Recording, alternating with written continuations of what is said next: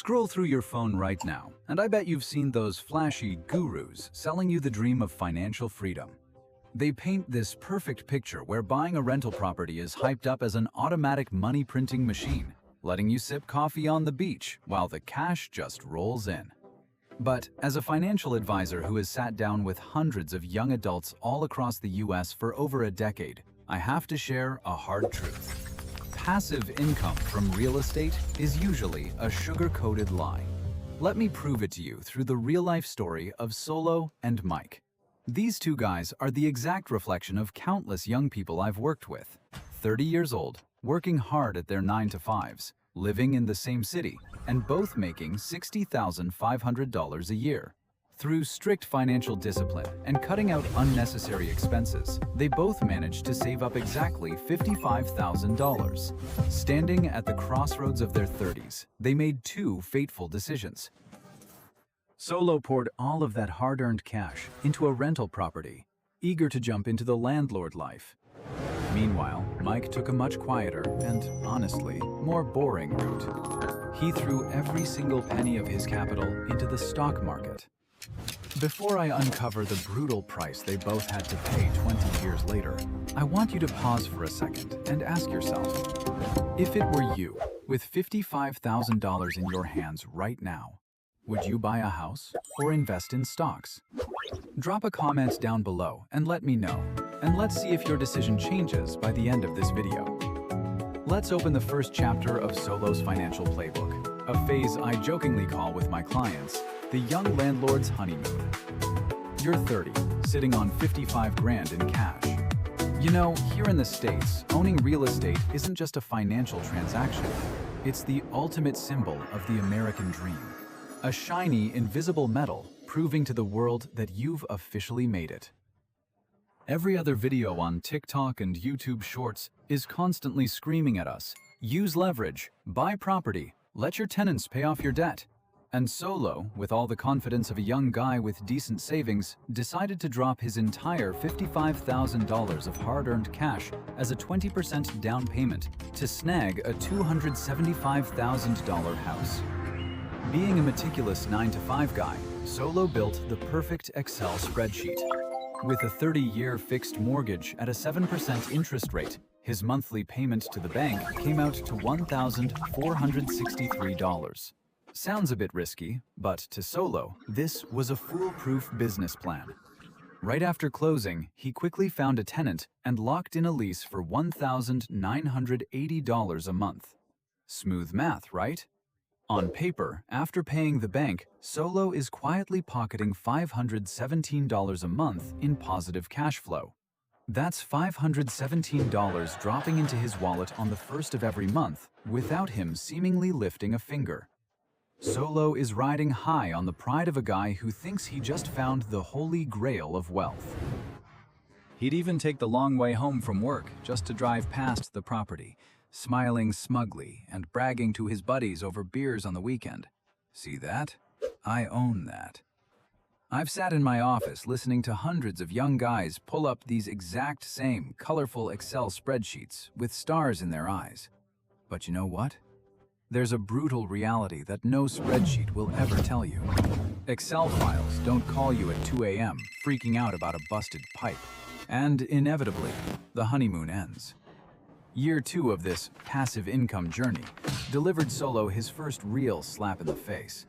Picture a freezing winter night, typical of the Northeast. Temperatures drop way below freezing. You're bundled up in bed after an exhausting day at work, and your phone rings. It's your tenant, and they are pissed. The heating system and water heater just died. In a complete panic, Solo had to drop $1,320 in cash on the spot for an emergency HVAC repair. Boom. $1,320. That's over 2.5 months of his precious cash flow wiped out in a single freezing night. But Murphy's Law wasn't done with him yet. A few months later, the spring rains came pouring down, the roof started leaking, and that chewed up another $3,080 in repairs. These surprise maintenance costs, the exact things those internet gurus conveniently leave out, officially wiped out every penny of the tiny cash flow buffer Solo had tried to build up. That proud feeling of being a landlord was quickly replaced by pure anxiety every time his tenant's name popped up on his phone.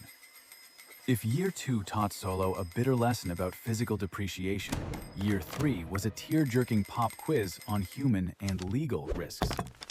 As you probably know, in the US, tenant protection laws in a lot of states are so strict they can make landlords want to cry. By Year 3, Solo's tenant hit a financial rough patch, lost their job, stopped paying rent, but absolutely refused to move out. As a human being, Solo felt for them. But credit card bills don't have feelings.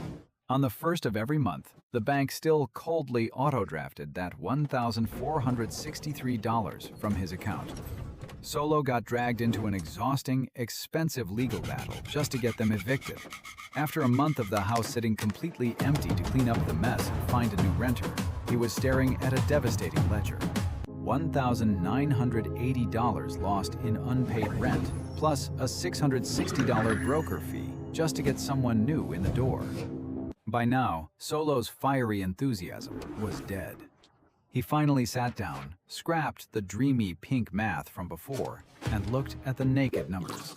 Real estate isn't just about principal and interest. It's a hungry beast that feeds on a dozen massive hidden costs that almost nobody thinks about at closing. I'm talking about property taxes that the county collects like clockwork, $3,300 a year, and homeowners insurance, chewing up another $1,650 a year. These ruthless numbers were silently draining his profits every single day, every single hour. So, let's run the actual math. The kind of math you will never see on a clickbaity YouTube thumbnail. Initially, Solo confidently projected his gross cash flow at $18,612 over 3 years. Sounds incredible, right? But after biting the bullet on a broken heater, a leaky roof, vacancy, broker fees, taxes, and insurance, his actual net cash flow dropping into his pocket over 3 agonizing years was a grand total of somewhere between $2,200 and $4,400. Best case scenario, $4,400 of profit on a $55,000 investment over 3 entire years. That doesn't even beat the current rate of inflation here in the US. But the absolute worst part, the thing that was literally stealing Solo's youth, wasn't the numbers. It was the fact that he was managing everything himself just to save a buck. It was waking up to complain about a leaky faucet at midnight. It was frantically driving over to inspect the house and haggling with contractors during his precious lunch break at work. You think Solo was investing? Not at all. In reality, he just paid $55,000 to buy himself a second job. A stressful, messy job that didn't pay him a single dime in wages for all that forced overtime. And the ripple effect was destroying every other part of his life. His 9-to-5 job, the one paying him $60,500 a year, his actual livelihood, started taking a massive hit. His boss was getting on his case for yawning in meetings, zoning out, and missing deadlines. He was constantly stressed, burnt out, and terrified of unknown caller IDs. That asset he used to proudly drive by, it had mutated into an invisible, massive weight, crushing the peace and freedom of his 30s. This is the raw, ugly side of passive income from real estate that very few people want to admit. So, what about Mike? While Solo was covered in mud and holding his head in exhaustion, what was his buddy, who started at the exact same place, doing with his 55 grand? Did Mike's boring route actually lead to a smoother ending? Let's flip over to Mike's story in the next part. Welcome back to the flip side of the coin. While Solo is out there freezing his butt off, wrestling with a wrench in the middle of a winter night to fix a busted water heater, what is Mike doing? He's probably bundled up in bed, getting a deep, uninterrupted night of sleep.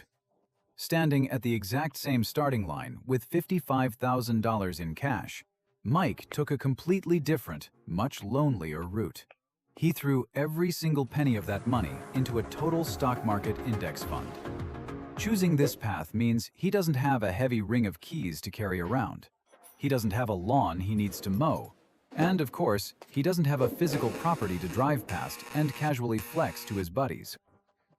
Let me break down exactly why Mike's strategy, even though it sounds incredibly boring, is actually a lethal move in the financial world. Instead of racking his brain like Solo to find the right house in the right neighborhood, Mike's philosophy is much more macro. He's buying the entire economy. By pouring his money into a fund that tracks the S&P 500, Mike is essentially paying to own a slice of the 500 largest, most powerful corporations in America. Think about it this way. Mike is hiring the greatest minds on the planet to work their tails off for him. When you buy your morning coffee at Starbucks, Mike makes a little bit of money. When you scroll on an iPhone you bought on Amazon, Tim Cook and Jeff Bezos are indirectly working for Mike, generating profits for him. Mike doesn't have to manage them. He doesn't have to call them to make sure they showed up to work. He just stands back and collects a piece of the value they create for society. But the real secret behind Mike's money printing machine isn't just what he buys, it's how he executes it. And the ruthlessness of this strategy lies in his ironclad discipline. He sets up an automated transfer, pulling exactly $330 from his paycheck into his investment account every single month. He forgets about it. Sounds simple, right? But as a 40-year-old financial advisor, I can promise you, that kind of discipline is an incredibly rare superpower. This method, dollar cost averaging, completely eliminates the number one enemy of every investor. Over the last 20 years, U.S. history has seen massive ups and downs, from the 2008 housing crash to a global pandemic. When the market tanks, everyone is out. His automated system quickly drops another $330 to sweep up shares at rock bottom prices. He's basically buying high-quality assets on clearance. And when the economy bounces back, the market rallies. That portfolio he built at the bottom absolutely explodes in value. By refusing to pull his money out and letting every dividend automatically reinvest, Mike's portfolio activated the eighth wonder of the world, compounding. No noise, no headaches, his money just quietly multiplies. By the end of year one, his account bumps up to $60,500. By year two, it effortlessly climbs to $67,100, without Mike having to lift a single finger. While Solo is burning his lunch break buying supplies at Home Depot, Mike is spending his lunch networking with coworkers, building soft skills, or simply reading a book. While Solo is losing sleep over a deadbeat tenant, Mike is getting a solid 8 hours of sleep every single night. Mike's investment completely protects his mental health, and the result? His productivity at his 9 to 5 goes through the roof. His main career takes off. His salary increases, allowing him to bump his automated contributions from $330 to $550 to $1,100 a month.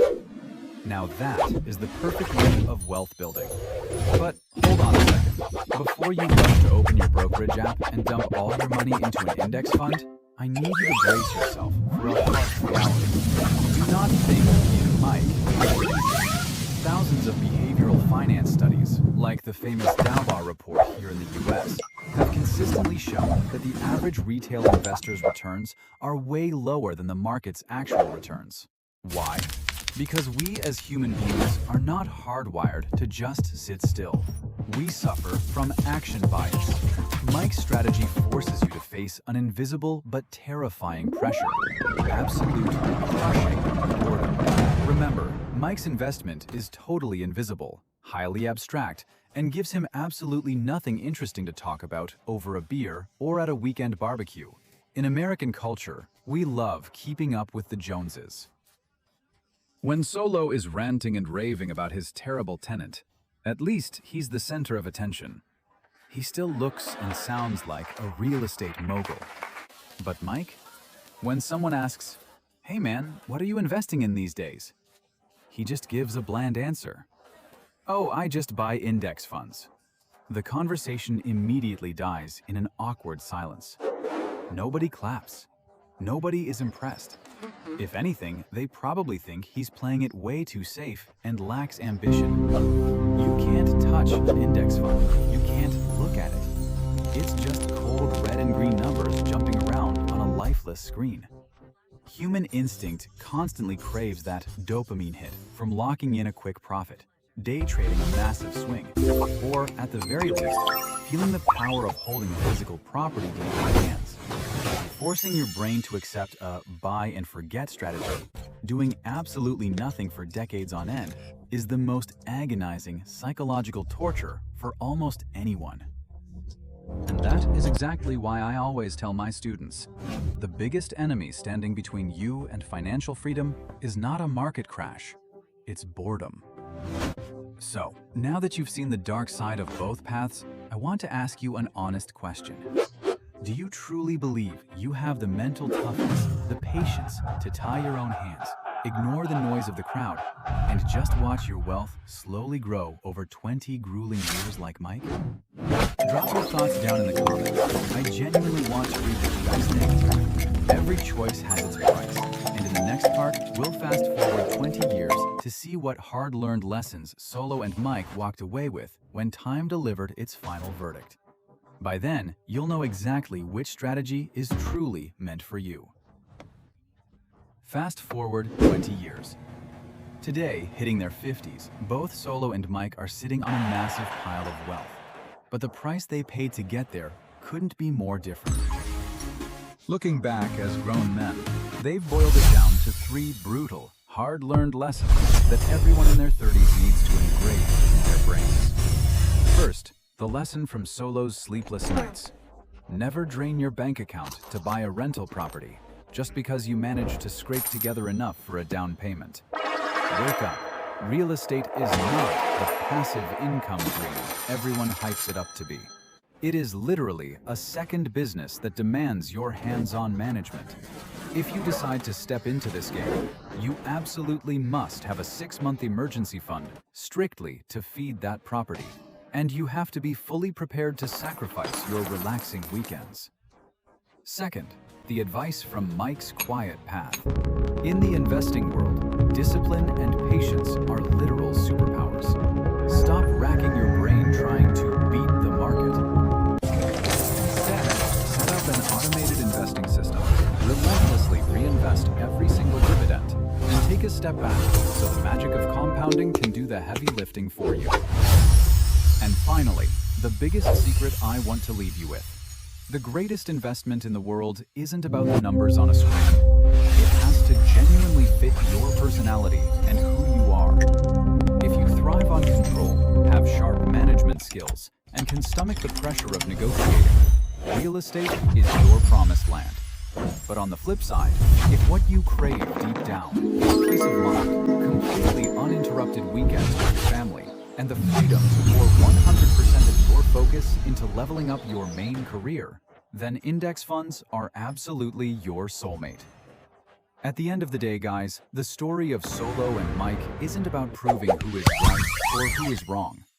Whichever path you decide to take, the absolute most important thing is that you start managing your finances and investing today. Time is the only asset in the world that we literally cannot make more of. Don't drag your feet and let inflation silently eat away at your hard-earned cash every single day.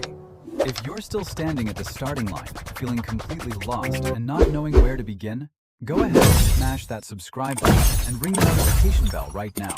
I'm here to guide you. Plus, make sure to click the link down in the description.